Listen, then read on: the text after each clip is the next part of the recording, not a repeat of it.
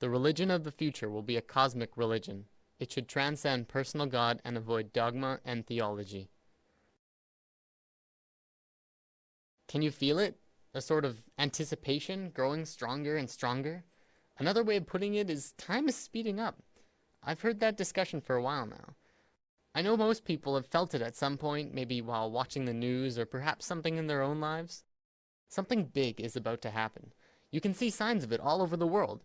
Revolutions rapidly spreading across the Middle East, protests occurring in America and Europe. Earthquakes are devastating the world, like in Japan, Myanmar, and Greece. The global economy is failing so hard that it looks like we're looking forward into a global recession, the likes of which makes the 30s look like a cakewalk.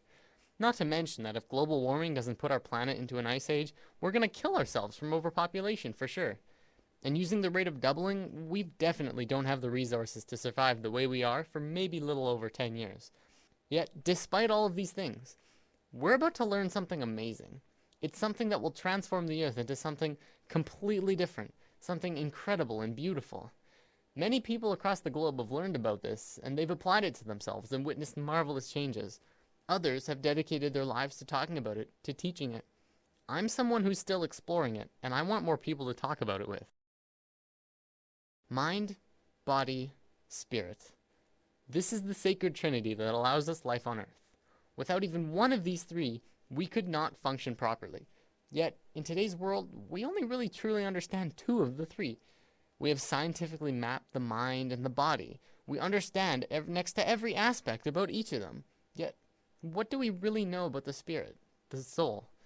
What is it? Where does it come from?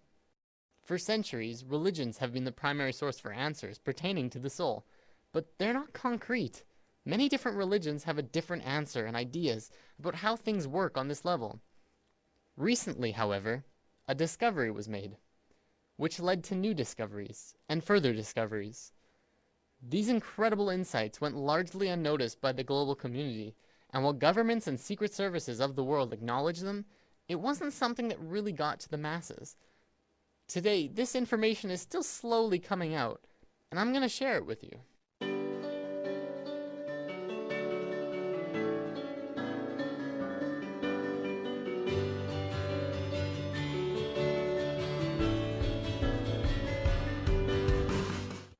In the world of science, what do we really know about thoughts?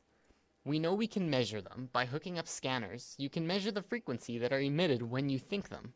They're measurable, yet there isn't anywhere specific in the brain that holds them. Is it possible that you create your thoughts outside your mind? Maybe not. But is it possible that you create your thoughts into the external world from your mind? This is what we're going to talk about today. Have you ever had a moment where you knew exactly what someone else was going to say about 2 or 3 seconds before they even started talking? Do you have a shared connection between a loved one or a pet where you can always tell exactly how the other is feeling or what they're thinking of, even if they're not really around? Have you ever met someone that you really got bad vibes from and your intuition turned out right? We've all had experiences like these at least a few times, some many more than others. There are even a few people who can kind of tap into this experience quite easily. I believe one of the terms for it is psychic.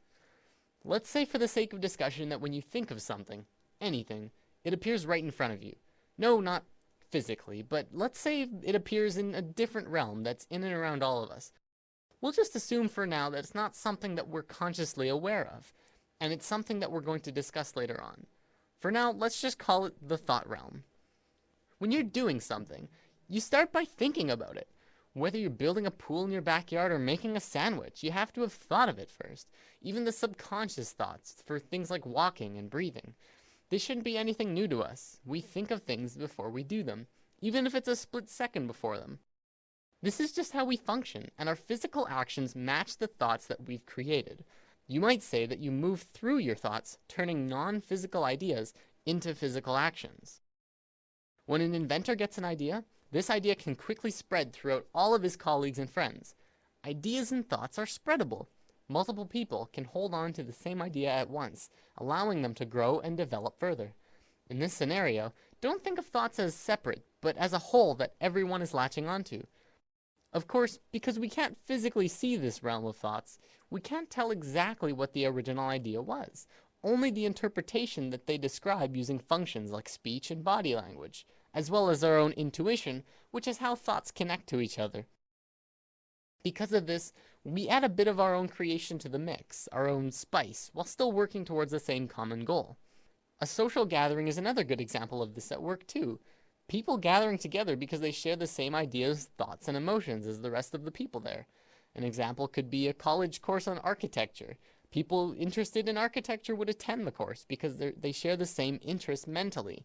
This shouldn't be anything mind-blowing. It's our day-to-day lives, just from a different perspective. Even if you're using something that someone else made, you're still creating this experience for yourself. You manifested that iPad or house or whatever into your experiences. So with thoughts connecting with other thoughts comes our first big realization. This new understanding of how intertwined we truly are. We are not only connected in the physical realm, but in a mental and spiritual way as well. Up until recently, humankind has always understood simply that they were connected only through their physical being. We assumed that the conscious experience, as well as all of the thinking, was totally 100% isolated from the rest of everyone else. The fact is, we're not. We are so connected with each other, it's almost impossible to believe. Think about almost every creature on Earth. What do we really know about the bond that connects them? Geese are able to travel long distances, switching who flies in front like clockwork. Many fish swim in large schools, and we know that they don't have a form of verbal communication.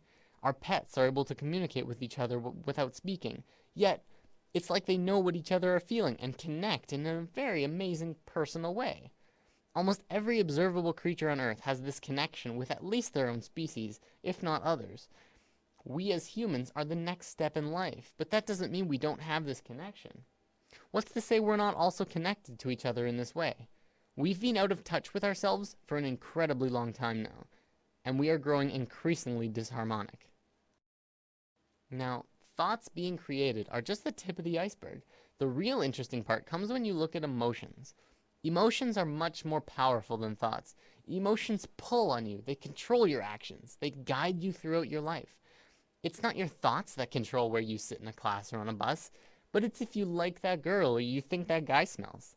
When a couple is together, it's their emotions that keep them tethered. Same with if they're fighting, it's their emotions that break them apart.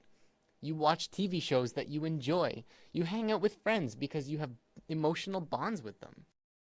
Now, this applies on a smaller scale too.